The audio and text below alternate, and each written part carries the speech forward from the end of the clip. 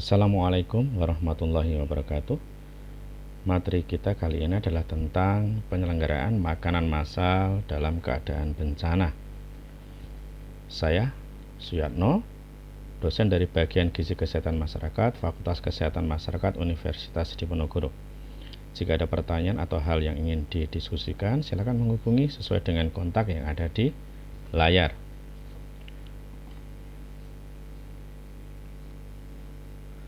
Tujuan dari pembelajaran kali ini adalah menjelaskan tentang penyelenggaraan manajemen gizi institusi pada situasi bencana atau kondisi darurat, yang meliputi pertama adalah menjelaskan tentang prinsip-prinsip penanggulangan masalah gizi dalam keadaan bencana. Kedua adalah prinsip dasar manajemen penyelenggaraan gizi institusi atau massal dalam keadaan bencana. Kemudian yang ketiga adalah perencanaan gizi dan standar minimum penyelenggaraan manajemen gizi institusi atau penyelenggaraan makanan massal pada keadaan bencana. Yang keempat adalah prinsip keamanan pangan dan gizi dalam keadaan bencana. Kemudian yang terakhir adalah yang kelima, prinsip monitoring dan evaluasi gizi secara cepat dalam keadaan bencana. Latar belakang terkait dengan materi ini, bahwa dampak kerugian akibat bencana secara fisik itu banyak. Yang pertama adalah rusaknya berbagai sarana dan prasarana fisik seperti pemukiman, bangunan fasilitas pelayanan umum, dan sarana transportasi. Sarana transportasi yang rusak ini juga nanti akan banyak efeknya terkait dengan kehidupan normal di masyarakat, terutama terkait dengan mobilitas barang dan jasa. Kemudian yang kedua adalah timbulnya permasalahan kesehatan dan gizi pada kelompok masyarakat korban bencana sebagai akibat dari rusaknya sarana pelayanan kesehatan, terputusnya jalur distribusi pangan, rusaknya sarana air bersih, dan juga sanitasi lingkungan yang memburuk. Permasalahan pangan dan gizi pada situasi bencana antara lain adalah terjadinya masalah gizi kurang pada bayi dan balita. Banyak bayi tidak mendapatkan ASI secara baik karena terpisah dari ibunya atau karena hidup dalam pengungsian. Semakin bertambah buruk situasi gizi kelompok yang sebelumnya dalam kondisi rawan gizi atau kurang beruntung dari segi konsumsi pangan dan gizi. Adanya bantuan makanan yang sering terlambat, tidak berkesinambungan, dan tersedianya pangan lokal yang jumlahnya terbatas. Sejumlah bantuan pangan dari baik dalam maupun luar negeri seringkali mendekati atau melewati masa kadaluarsa, tidak sesuai dengan label yang jelas, tidak ada keterangan halal, ataupun ada konten-konten yang memang tidak disarankan untuk dikonsumsi pada kelompok masyarakat tertentu. Dan seringkali banyak melimpah bantuan susu formula dan susu botol yang memang kadang-kadang tidak sesuai dengan kebutuhan di lapang. Yang lain adalah masalah terkait dengan kurangnya pengetahuan dalam penyiapan makanan, terutama dalam makanan lokal ya untuk bayi dan balita. Adapun ruang lingkup kegiatan gizi dalam penanggulangan bencana bisa dibagi ke dalam 3 tahapan besar. Yang pertama adalah kegiatan pra bencana, dan yang kedua adalah kegiatan keadaan darurat bencana, di mana bencana sudah terjadi, yang bisa dilihat dari 3 step, yaitu siaga darurat, tanggap darurat, dan transisi darurat. Yang ketiga adalah pasca bencana.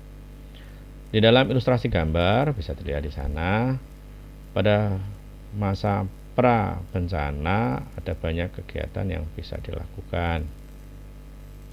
Yang pertama adalah rencana siaga, kemudian mitigasi, upaya-upaya pencegahan. Ini gizi sangat atau pangan sangat penting kedudukannya. Demikian pula ketika terjadi tanggap darurat, maka peran dari gizi atau pangan menjadi sangat vital, terutama untuk menjaga kelangsungan kehidupan dari para korban bencana. Kemudian pada tahap pemulihan, maka aspek yang penting perlu mendapatkan perhatian adalah pangan dan gizi atau sistem pangan dan gizi, karena ini juga akan menjaga kesinambungan kehidupan di lokasi ketika bencana atau bantuan sudah selesai. Tahapan penanganan gizi dalam situasi darurat pada pra bencana atau sebelum terjadi bencana itu melalui pembekalan, pelatihan petugas, bintek, rencana kontingensi, jadi pembuatan rencana kontingensi ketika dalam keadaan darurat. Kemudian pengumpulan data awal. Selain itu juga penyiapan masyarakat melalui simulasi, kecadangan ketahanan pangan, peningkatan ketahanan pangan, dan upaya-upaya terkait dengan mitigasi. Kemudian yang kedua adalah pada saat terjadi bencana, yaitu keadaan darurat bencana. Maka kita bisa membagi ke dalam dua tahapan. Yang pertama adalah tahap penyelamatan, yaitu dilakukan upaya agar korban bencana tidak lapar atau tidak terjadi kelaparan dan dapat mempertahankan status gizinya. Jadi status gizi dari para korban bencana tidak mengalami kemerosotan atau kemunduran yang sangat signifikan yang berakibat pada kefatalan. Kemudian tahap kedua adalah tahap tanggap darurat, yaitu dilakukan intervensi dan penanganan gizi sesuai dengan masalah gizi atau kedaruratan gizi yang ada di masyarakat setempat. Tahap yang ketiga adalah pasca bencana. Kegiatan yang dilakukan adalah rehabilitasi dan rekonstruksi sistem pangan dan gizi, dan juga pemantauan dan evaluasi dari pelaksanaan penanggulangan bencana, dan juga upaya-upaya yang lain yang dibutuhkan untuk feedback ke depan kaitan dengan mitigasi dan yang lain. Ini adalah gambaran yang disadur dari The Management of Nutrition in the Major Emergency yang dikeluarkan oleh WHO. Ini memberikan ilustrasi yang sangat lengkap apa yang harus dilakukan pada masa pra-bencana. Seperti yang tadi saya sampaikan di depan, yaitu ada sosialisasi dan pelatihan petugas, bintek, rencana kontingensi, dan pengumpulan data awal, dan yang lain-lain ya. Dan ketika nanti terjadi bencana sudah siap, dimana dilakukan fase pertama adalah tahap tanggap darurat awal, dimana dilakukan analisis data pengungsi, kemudian hasil rapid dari health assessment ya, atau RHA ya. Dari hasil ini masuk ke tahap fase kedua, yaitu tanggap darurat awal. Tahap fase 2 tanggap darurat awal ini untuk penajaman, yaitu pengumpulan data antropometri ya, terutama pada balita adalah berat menurut umur, berat menurut panjang badan ya, atau berat menurut panjang dan tinggi badan ya, dan tinggi badan menurut umur ya. Serta yang tidak kalah penting adalah lila pada ibu balita. Nah, kemudian tahap darurat lanjutannya adalah tahap darurat lanjut. Di sini hasil dari pengukuran antropometri ya, dan juga faktor-faktor penyakit atau penyulit yang lain dikumpulkan. Nah, ini untuk menentukan bagaimana status kedaruratan gizi yang terjadi atau yang disumpai di lapang. Bisa jadi nanti statusnya sangat serius, sangat berisiko atau situasi berisiko ya. Kemudian ada juga mungkin situasi normal saja. Ini bisa dilihat dari beberapa indikator. Misalnya untuk dikatakan serius adalah jika persentase gizi kurus ya itu lebih dari 15%. Ya. Kalau situasi berisiko ya yang kurus itu antara 10 sampai 14,9 ya, 14,9. Pada situasi normal ya itu sekitar 5 sampai dengan 10%, dari 9,9%. Ini adalah untuk untuk melihat bagaimana tingkat keseriusan gizi atau masalah gizi yang ada di dalam area bencana. Nah, perbedaan tingkat keseriusan ini juga akan nanti menentukan penanganan ya. Penanganan untuk yang situasi serius nanti dengan dropping rangsum yang sudah jadi, kemudian dilakukan PMT untuk semua kelompok rentan ya, dalam bentuk blanket suplementasi feeding ya. Nah, khusus yang situasinya dalam taraf hanya berisiko saja, maka ini diberikan PMT untuk kelompok yang rentan kurang gizi, terutama balita yang kurus dan ibu yang kek ya, dengan lila kurang dari 23,3 ya, berupa ini ada targeted suplementasi feeding ya. Nah, kalau yang situasinya masih normal, maka ini tidak perlu intervensi ya. Ya, jadi hanya pelayanan rutin saja atau juga penguatan atau penyuluhan. Nah, dari upaya ini ada kegiatan penting nanti pasca bencana, yaitu berupa pemantauan dan evaluasi. Nah, dalam keseluruhan proses ini kegiatan yang tidak boleh ditinggalkan adalah kegiatan surveillance ya. Surveillance ada kegiatan berulang-ulang untuk memantau baik penggunaan sumber daya ya, kondisi di lapang, atau mungkin dampak dari intervensi yang dilakukan. Nah, kegiatan penanganan gizi pada kondisi darurat itu meliputi yang pertama adalah pelayanan gizi atau penyediaan pangan atau pendistribusian makanan atau rangsum. Yang kedua adalah penyuluhan gizi. Penyuluhan gizi merupakan aspek yang penting juga dalam kondisi bencana, terutama untuk memberikan penguatan dan juga pemahaman orang untuk para korban bencana supaya tidak mengalami masalah gizi yang lebih buruk. Kemudian yang ketiga adalah penyediaan tenaga SDM khusus ya, di bidang gizi, terutama nanti yang dilibatkan dalam upaya penanggulangan atau penanganan bencana di lapangan. Dalam hal penyediaan makanan atau gizi massal dalam kondisi bencana, ini menganut prinsip manajemen gizi institusi atau penyediaan makanan untuk orang banyak, di mana ini diselenggarakan pada kondisi atau MG ini diselenggarakan pada kondisi darurat atau kondisi yang tidak terduga atau tidak normal. Hal yang penting yang dihadapi di sana adalah terkait dengan keterbatasan sumber daya, yaitu personal atau pengelola atau pelaksana yang terbatas, anggaran yang mungkin juga terbatas, material, peralatan, bisa jadi beberapa peralatan di lokasi nanti tidak tersedia atau rusak, atau mungkin harus mendatangkan dari luar atau dari luar pulau bahkan. Kemudian yang kelima adalah teknik penyiapan atau penyelenggaraan, di mana mungkin tidak banyak beragam nanti teknik pengolahan atau produksi makanan yang bisa diselenggarakan karena keterbatasan baik anggaran, material maupun peralatan. Nah, pengertian manajemen gizi institusi atau penyelenggaraan makanan untuk orang banyak menurut buku Fundamental Nutrition and Dietetic ya, yang dikatakan di sana adalah pendayagunaan yang efektif, ekonomis dan ilmiah. Ini adalah aspek proses ya. Dari aspek input berupa tenaga, dana, fasilitas, sarana, metode dan waktu untuk mencapai tujuan memproduksi makanan yang berkualitas dengan pelayanan yang layak dan efisien. Ini adalah outputnya. Konsep ini menggunakan pendekatan sistem, yaitu ada input, proses, dan output. Jadi inputnya adalah adanya tenaga, dana, fasilitas, sarana, metode, dan waktu.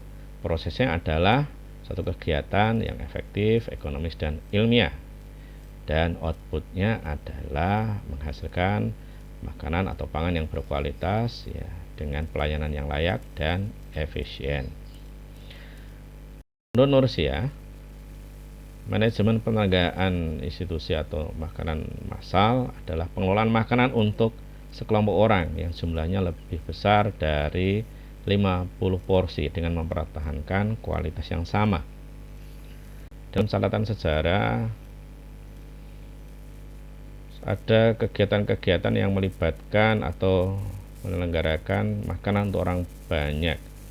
Bahkan di dalam pembuatan piramid di Mesir ya, penyelenggaraan makan untuk orang banyak ini sudah dimulai dan dicatat dalam catatan-catatan kuno ya di sana ya. Kemudian yang kedua adalah penyelenggaraan makanan banyak dimulai atau dalam catatan sejarah, yaitu pada orang-orang yang menjadi korban perang ya, pada perang Krim ya tahun 1753 oleh satu tokoh perawat yang terkenal yaitu Florence Nightingale ya. Dan kemudian MGI untuk massal ini ya, untuk produksi makanan massal ini berkembang sesuai dengan kebutuhan. Ada yang untuk industri ya, terutama menyediakan makanan untuk tenaga kerja, untuk sosial seperti panti jompo, panti asuhan, asrama ya, dan juga sekolahan, rumah sakit, atau mungkin juga untuk sisi komersial, juga untuk sisi khusus ya. Dan yang sekarang ini banyak juga menjadi kajian adalah pada kondisi darurat atau bencana. Nah, apa perbedaan penyelenggaraan gizi institusi atau penyelenggaraan untuk makanan orang banyak dengan untuk makanan keluarga? Perbedaannya adalah yang pertama adalah dari jumlah konsumen. Kalau institusi itu banyak ya, untuk keluarga itu sedikit. Latar belakang konsumen, institusi biasanya sangat beragam, bervariasi. Kalau keluarga itu relatif seragam. Kemudian seleranya juga demikian ya, untuk mereka yang dilayani itu di gizi institusi itu lebih beragam, sedangkan kalau di keluarga relatif sama. Kemudian menu kalau di gizi institusi itu memadukan selera banyak orang. Kalau di keluarga atau individu itu lebih pada selera individu, jadi adaptasinya lebih mudah. Kemudian kebutuhan peralatan SDM juga lebih besar ya, misalnya tempat masak juga harus besar ya, karena kalau yang di cover itu misalnya ribuan, maka ini berarti suatu manajemen yang tersendiri, bagaimana mengadakan peralatan, juga logistik yang dibutuhkan. Sedangkan kalau keluarga ya relatif kecil. Adapun tujuan dan prinsip umum dari manajemen gizi institusi atau penyelenggaraan makanan untuk orang banyak atau massal, tujuannya adalah menyediakan makanan yang berkualitas untuk memenuhi kecukupan gizi yang bervariasi, dapat diterima, dan menyenangkan konsumen dengan memperhatikan standar sanitasi dan kebersihan yang tinggi, termasuk di dalamnya macam peralatan dan sarana yang digunakan ini menurut Stokes ya. Nah, prinsip dari MGI yaitu adalah memadukan kebutuhan masyarakat ya, terutama adalah rasa, cita rasa, dan mutu ya, karena beberapa kelompok masyarakat tuntutan mutunya juga berbeda-beda. Nah, kemudian prinsip yang kedua adalah untuk memenuhi kebutuhan masyarakat karena tidak memiliki waktu untuk mempersiapkan sendiri ya, karena keterbatasan atau mungkin dalam kondisi darurat. Kemudian tujuan umum manajemen gizi institusi massal pada kondisi bencana adalah untuk menyediakan makanan yang seimbang dan memenuhi syarat gizi atau kesehatan ya, pada saat terjadinya bencana alam dan sosial atau pada kondisi darurat. Ini mencegah terjadinya masalah gizi, terutama adalah gizi buruk pada kelompok masyarakat korban bencana. Tujuan yang ketiga adalah mencegah terjadinya masalah kesehatan yang lain. Ini yang penting adalah kadang-kadang banyak terjadi keracunan atau terutama juga foodborne disease. Dengan manajemen yang baik maka ini bisa dihindarkan. Nah, sifat penyelenggaraan manajemen gizi institusi pada kondisi bencana adalah sifatnya non komersial. Jadi nggak ada penyelenggara di sana berorientasi pada keuntungan.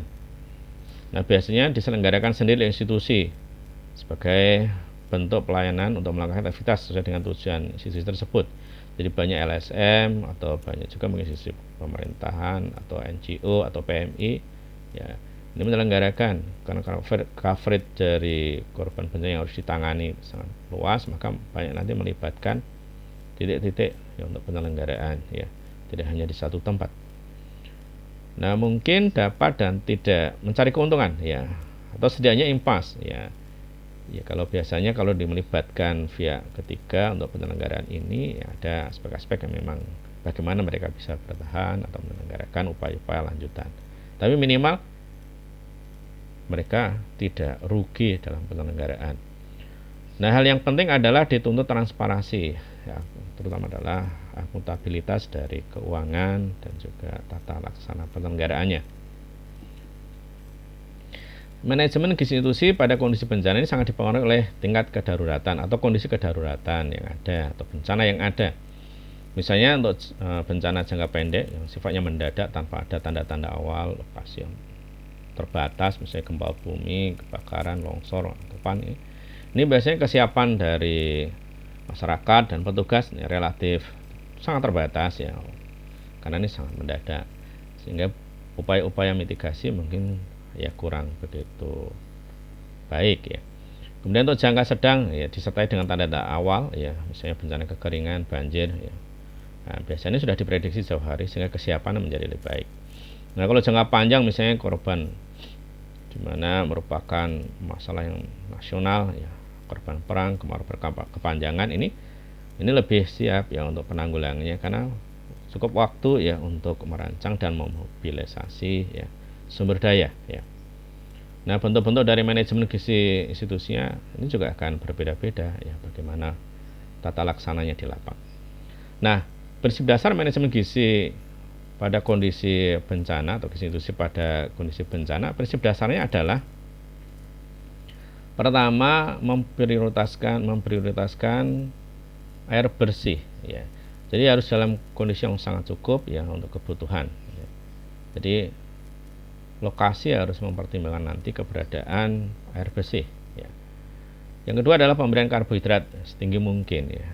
Ya setidaknya 100 gram ya per orang per hari.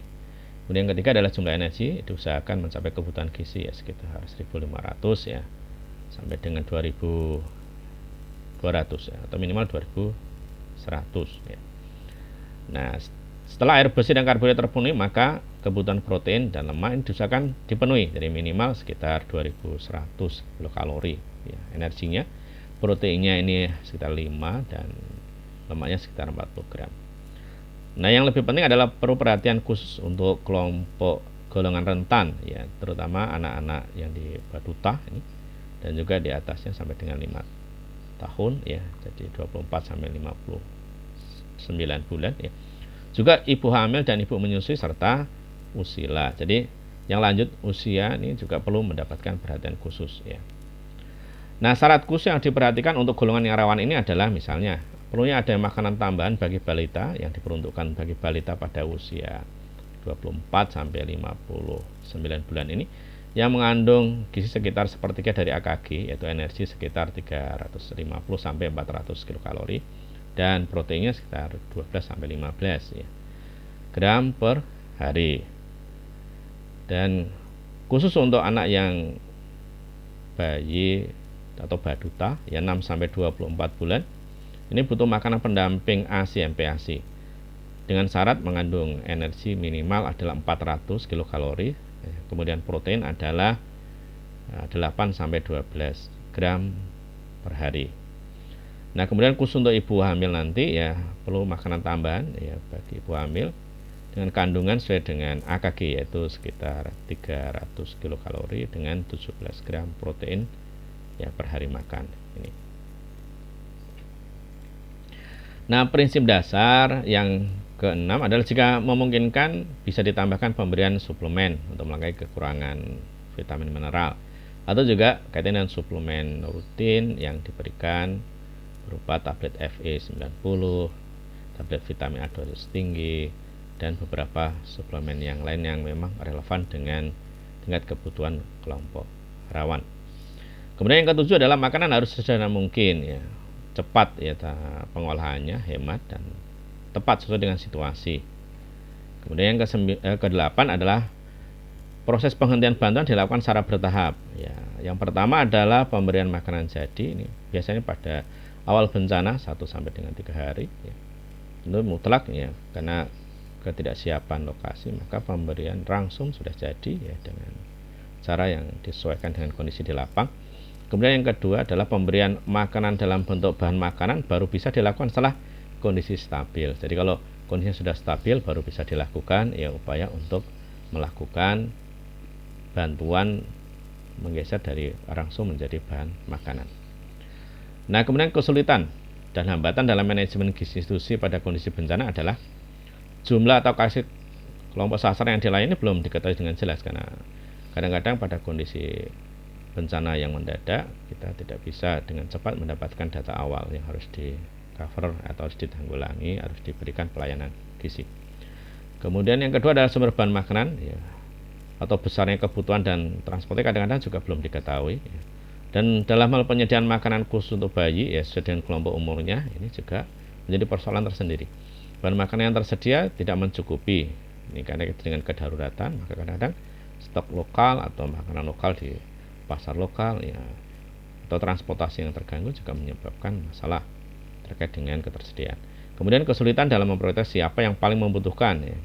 Nah, kalau lokasi sangat terbatas ya bisa kita melokalisir dengan sangat mudah ya, dengan cover dengan mudah. Tapi kalau lokasinya juga luas dan kelompok yang terdampak juga sangat luas, maka ini menjadi persoalan tersendiri untuk bikin prioritas. Nah, perlengkapan yang ada tidak memadai, kemudian penyediaan tenaga yang cakap dan terampil ya ini juga jadi persoalan. Yang paham tentang tata kelola negara manajemen institusi ini tidak cukup banyak ya. Kemudian yang kedelapan adalah hygiene sanitasi ya, yang memenuhi syarat ini kadang-kadang di kondisi lapang yang sesungguhnya sulit untuk bisa dipenuhi karena banyak kendala ya. Nah, perencanaan manajemen gizi institusi pada kondisi bencana atau darurat. Aspek perencanaan yang penting yang pertama adalah perbekalan makan atau logistik, yaitu tentang macam dan jumlah sesuai dengan jangka waktu yang dibutuhkan untuk penanganan atau tanggap darurat.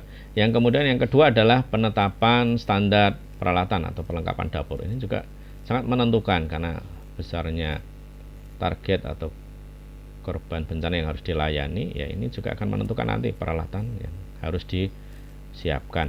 Kemudian penetapan perlengkapan yang lain seperti tenda ya, kalau memang di sana bangunannya enggak ada yang untuk tempat penjagaan makanan, maka ini menjadi sangat vital.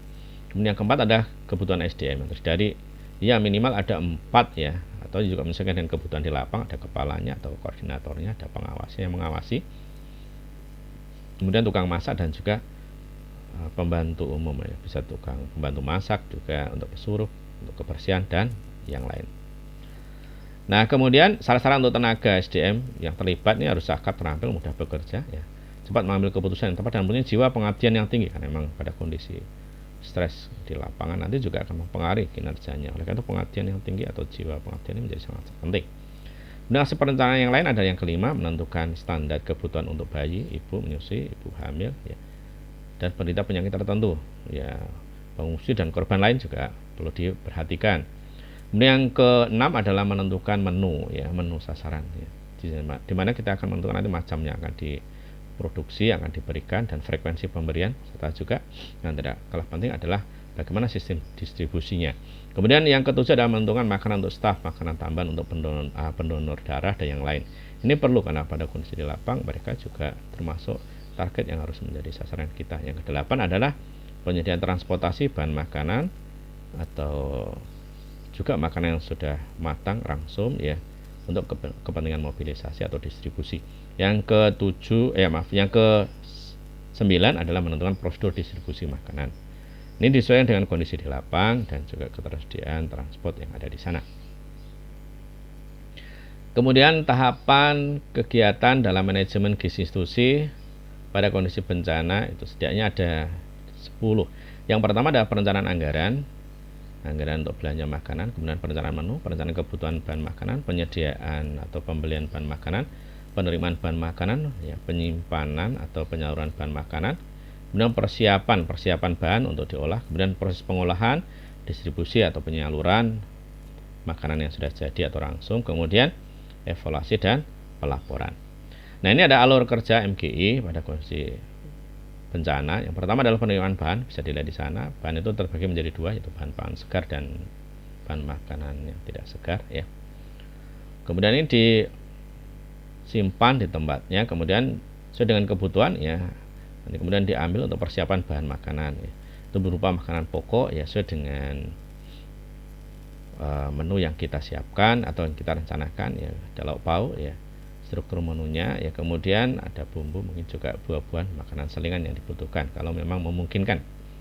Kemudian proses selanjutnya adalah pemasakan dan juga pendistribusian serta penyajian. Nah, yang tidak kalah penting aspek terkait dengan bagaimana penanganan sampah ini juga harus diperhatikan.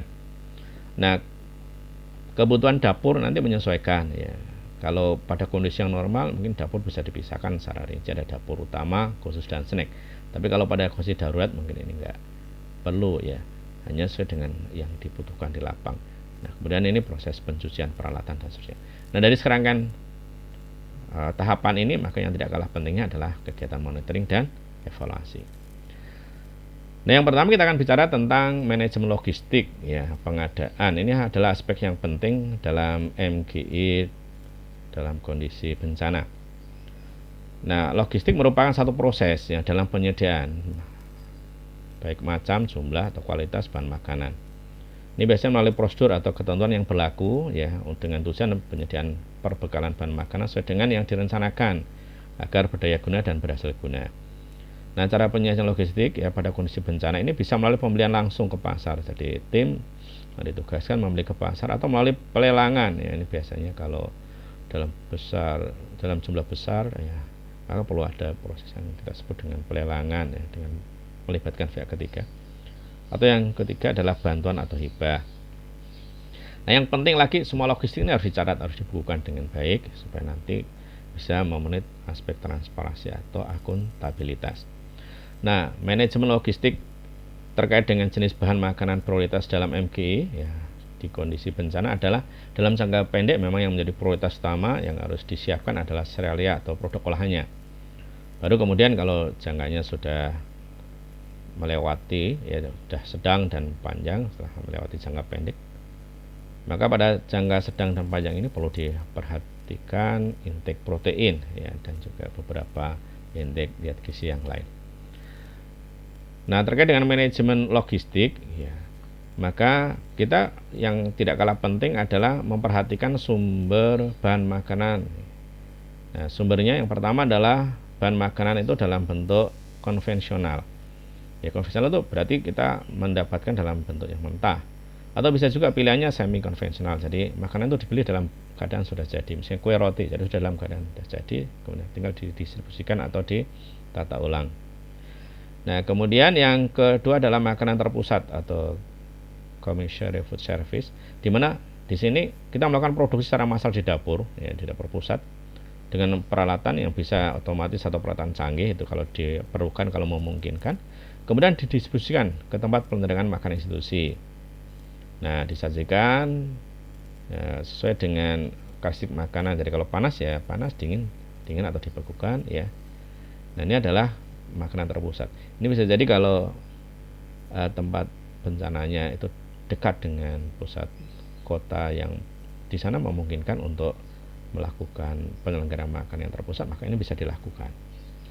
Nah, kemudian yang ketiga adalah dengan bahan siap masak atau ready prepare. Jadi makanan dimasak dan dinginkan atau dibekukan sesuai dengan kepentingannya ya, itu beberapa hari ya, atau beberapa saat sebelum disajikan untuk menghindari puncak kesibukan memasak. Ini dapat disajikan sesuai dengan jadwal, itu adalah tujuan utamanya. Nah, memang untuk keperluan ini butuh freezer atau pendingin besar atau mungkin juga butuh oven ya untuk memanaskan ulang. Kemudian yang keempat adalah dengan makanan olahan siap dipanaskan atau assembly service ya, atau soft system ini. Jadi assembly soft system ini makanan dibeli dalam keadaan yang sudah jadi, yaitu dalam bentuk beku dari industri makanan, kemudian disimpan, dipanaskan dan siap disajikan. Ini butuh freezer atau tempat penyimpanan dingin ya. Nah, kita akan masuk kepada yang kedua adalah manajemen menu dalam MGI. Ya. Menu itu apa? Menu adalah daftar hidangan yang disiapkan ya untuk disajikan sebagai makanan atau susunan makanan dan minuman yang dapat dihidangkan dalam waktu makan atau pada saat makan. Ini perlu ditulis dalam satu lembar atau buku ya untuk merencanakan kebutuhan bahan dan juga cara pengolahan. Dan memang tujuannya adalah satu ya, sebagai pedoman dalam kegiatan pengolahan ya. Kemudian mengatur variasi dan kombinasi hidangan, menyesuaikan biaya yang disediakan, menghemat penggunaan waktu dan tenaga. Kemudian menu yang terencana baik itu dapat sebagai alat penjualan yang baik itu kalau pada kondisi yang normal ya. Kemudian siklus dan kerangka menu yang umum itu adalah yang pertama, untuk pengertian siklus adalah satu set menu sehari ya, yang disusun dalam jangka waktu tertentu ya, apa yang disiapkan untuk sehari susunannya seperti apa aja ya, yang disusun selama jangka waktu tertentu bisa 5, 7, 10 hari dan dilaksanakan untuk kurun waktu tertentu bisa 3, 6, 12 bulan. Tapi kalau pada kondisi bencana biasanya ya dilaksanakan sesuai dengan kurun waktu yang singkat, sesuai dengan jenis kegawat daruratan atau tanggap bencana yang kita harus cover ya, berapa lama. Kemudian yang kedua adalah definisi terkait dengan kerangka menu. Nah, kerangka menu itu yang kita siapkan bisa bermacam-macam ya, bisa 3 macam, bisa 4 macam, bisa 5 macam. Kalau 5 macam ada cold appetizer, soup, warm appetizer, atau fish ya, kemudian main course dan dessert. Jadi ini adalah menu yang biasanya lazim, atau juga yang paling sederhana adalah soup, main course dan dessert. Dan kalau pada kondisi bencana ya memang ini enggak merupakan prioritas ya, bisa jadi adalah main course saja, jadi makanan utama, jadi tanpa makanan soup ataupun dessertnya. Tapi jika memungkinkan ya maka itu bisa diselenggarakan, terutama kalau ada ketersediaan biaya dan juga bahan makanan serta juga tenaga peralatan mendukung itu. Adapun pertimbangan dalam penyusunan menu MGI pada kondisi bencana adalah diutamakan ya, ditekankan agar menunya sederhana karena membutuhkan proses yang cukup lama untuk penyediaan dan juga tenaga sumber daya, cepat produksinya ya. Kemudian hemat dan tepat sesuai dengan situasi, misalnya porsinya dan jenisnya juga menyesuaikan, mungkin nggak harus beragam pada kondisi bencana. Yang penting adalah kebutuhan pokok ya, energi dan protein serta protein gizi utama bisa dipenuhi. Kemudian hidangan yang populer dan cita rasa yang tinggi tidak menjadi prioritas, jadi mungkin nggak perlu makanan-makanan yang spesial atau khas daerah yang harus diselenggarakan karena ini dalam kondisi darurat. Ini adalah contoh rangsum ya, fase 1 tahap tanggap darurat awal Ini komponennya bisa biskuit, instan, sereal, blended food ya, atau MPASI, susu untuk anak balita 1-5 tahun. Kemudian juga di sana pemenuhan kebutuhan energi ini sebagai patokan ada 2138, kemudian protein 53, lemak ya, dan seterusnya ya. Nah, untuk ukuran RT yang berapa yang dibutuhkan untuk komposisi itu bisa dilihat di sana ya, di tabel tersebut. Ini contoh rangsum ya, ini hanya untuk keperluan perencanaan saja secara keseluruhan, tidak per individu ya. Nah, biasanya untuk balita di pengungsian ya 10% dari pengungsi ini harus diperhitungkan ya, karena jumlahnya cukup banyak juga. Kebutuhan bahan makanan ini juga ditambah 10%, karena kadang-kadang pada proses pengolahan dan juga distribusi terjadi kehilangan ya. Nah, tabel 2 ini adalah contoh perhitungan kebutuhan bahan makanan mentah untuk 1.500 orang selama 3 hari pada fase 1 tahap tanggap darurat awal. Nah, ini misalnya bisa dilihat sana komposisi pada tahap awal ya, dari tanggap darurat ini bisa biskuit, mie instan ya, sereal, blended food ya, susu untuk anak balita. Ini langsung kita berikan dalam bentuk jadi ya, dan kebutuhannya bisa dilihat di tabel.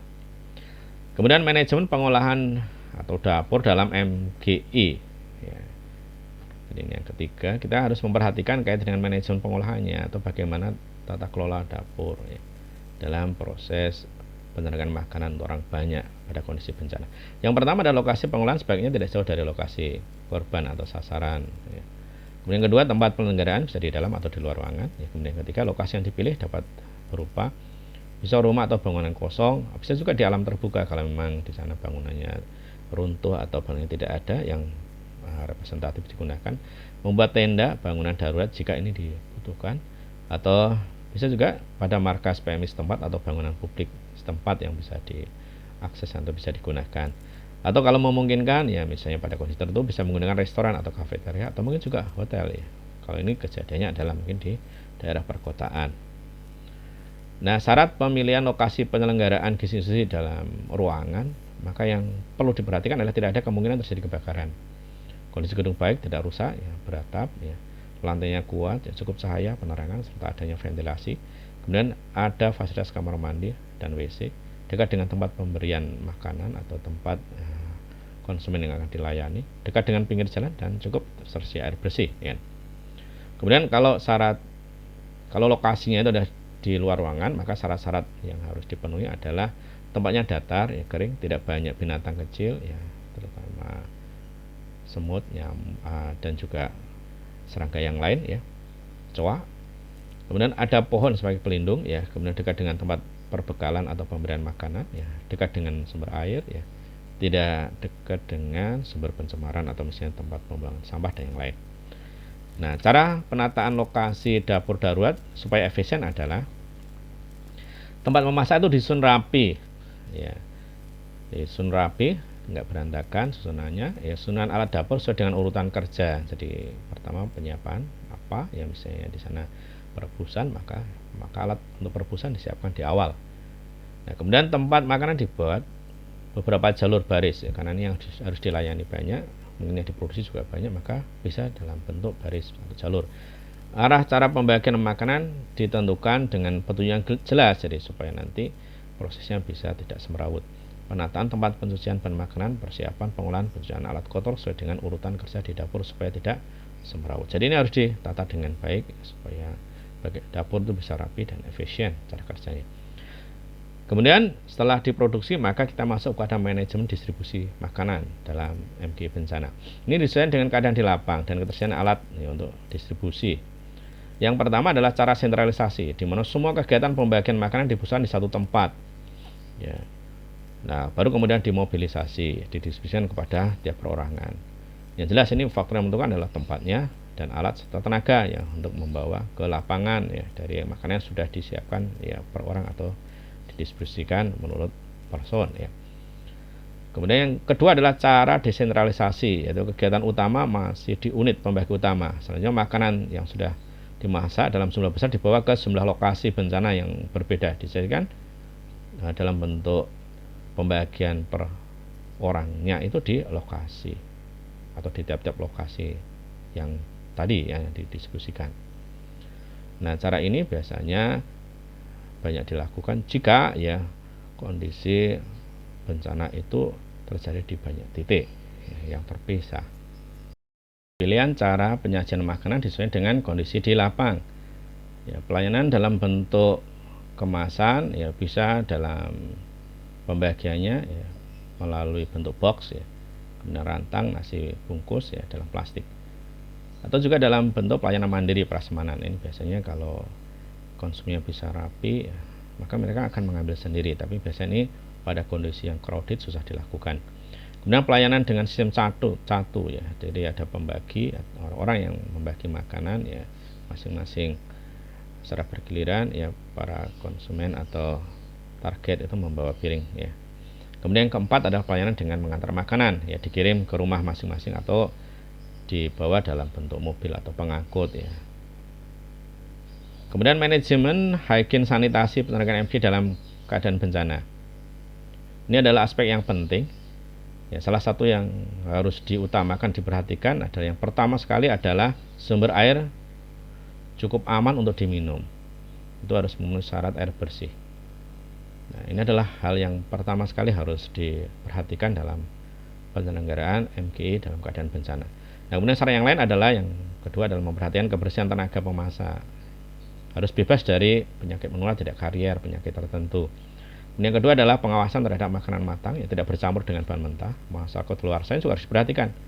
Terutama kemungkinan makanan basi ini menjadi salah satu aspek yang jadi prioritas dalam hal pengawasan, karena banyak terjadi keracunan akibat makanan yang terutama adalah karena dari sumbangan ya dalam keadaan yang sudah basi. Kemudian suhu dan cara penyimpanan juga harus diawasi ya. Dan banyak faktor yang lain juga harus diperhatikan dalam hal penyelenggaraan atau produksi makanan. Kemudian yang keempat adalah pengawasan terhadap sampah. Ini perlu tempat yang tertutup karena lalat ini bisa menjadi salah satu sumber penularan penyakit. Kemudian yang kelima adalah menjaga kebersihan gudang. Ini harus menerapkan FIFO ya, first in first out. Jadi ya, makanan yang masuk pertama kali harus yang lebih dulu keluar. Kemudian yang keenam adalah penyimpanan bantuan bahan makanan umum dan bahan makanan khusus untuk bayi atau anak itu harus dipisahkan, jadi tidak dicampur. Yang ketujuh, jenis-jenis bahan makanan yang diwaspadai ya, termasuk makanan dalam kemasan ya, benang susu formula dan makanan suplemen. Ini harus benar-benar diteliti dengan baik ya, bagaimana keamanannya, terutama juga label yang ada di sana harus diperhatikan dengan baik. Kemudian yang kedelapan, untuk bantuan bahan makanan baik dari dalam maupun luar negeri harus diteliti, terutama adalah nomor registrasinya apakah ada atau tidak, kemudian bahasanya, kemudian tanggal kadaluarsanya, sertifikat halalnya, aturan penyiapan dan target konsumen. Jadi makanan itu untuk target konsumen yang mana. Kemudian yang kesembilan adalah makanan yang tidak memenuhi syarat harus dikeluarkan dari daftar logistik atau dimusnahkan, atau juga kadang-kadang perlu dilaporkan ya kepada koordinator pelaksana untuk pelaporan. Kemudian kegiatan monitoring dan evaluasi terhadap output penyelenggaraan MGI.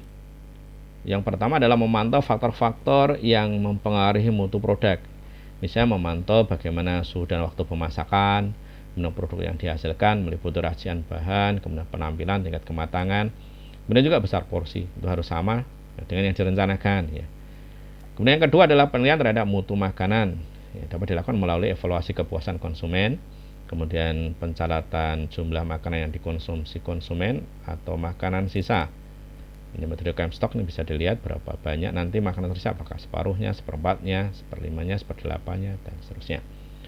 Kemudian kandungan gizi dan keamanan pangan ini juga harus dilihat nanti kira-kira dengan komposisi bahan yang dimasak dan juga porsinya apakah sudah memenuhi sesuai dengan harapan, terutama memenuhi tingkat kecukupan gizi. Dan juga aspek keamanan menjadi hal yang penting ya. Potensi bahaya hasad itu bisa diminimalisir dengan adanya pengawasan yang baik. Nah, kemudian kegiatan monitoring dan evaluasi juga bisa dilakukan ya, atau bahkan ini harus terkait dengan dampak penanganan gizi di lapangan. Jadi monitoring evaluasi untuk melihat dampak penanganan gizi ini dilakukan melalui kegiatan rapid health assessment ya. Ini kita mengumpulkan jumlah jiwa kepala keluarga yang mengungsi, kemudian jumlah bayi, kemudian jumlah anak usia 6 sampai 11 bulan ya, 0 sampai 5 bulan, kemudian anak 12 sampai 24 bulan, kemudian 25 sampai 59 bulan, kemudian bayi atau anak yang piatu, bumil, ibu sui, dan lansia. Ini perlu kita lihat ya. Dan juga bagaimana masalah-masalah kesehatan yang dihadapi oleh mereka. Kemudian yang kedua adalah memantau perkembangan status gizi. Terutama sekali ini adalah sebagai kelompok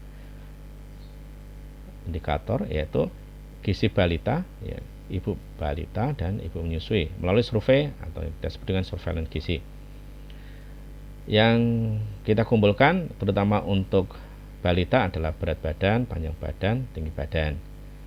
Kemudian untuk ibu hamil dan ibu menyusui adalah lingkar lengan atas. Jadi kalau kurang dari 23,3 cm maka dikatakan kek. Ini perlu diamati. Kemudian yang ketiga adalah menentukan klasifikasi kedaruratan gizi. Nah, untuk klasifikasi perkembangan kondisi kedaruratan gizi ini ada beberapa persyaratan untuk menentukannya. Yang pertama adalah keadaan darurat atau keadaan gawat atau serious situation ya.